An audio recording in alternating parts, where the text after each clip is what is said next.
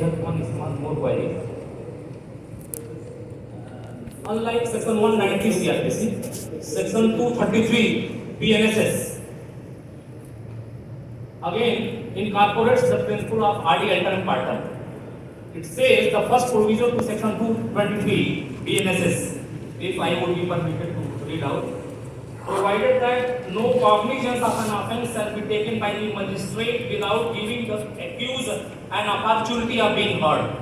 If this is read along with the earlier provision 192 CRPC, where the CJM at the time of admission of the complaint was empowered to make over the cases for inquiry and other proceedings upon the complaint to the magistrate subordinate or equivalent to the court of CJM. Now the question is, Section 192 earlier, it was saying that magistrate, this court of CJM or the magistrate, after taking cognizance, he makes over the case.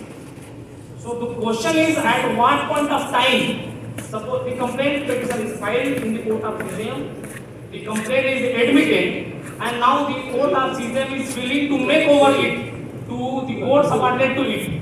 At what point of time, my question is, at what point of time the hearing to the accused be given? Please enlighten us. There are two situations. One is a sessions case. Insofar as the sessions case is concerned, you give notice to the accused before taking cognizance. And then, there is no question of any other proceeding, even under the new BNSS. You commit the case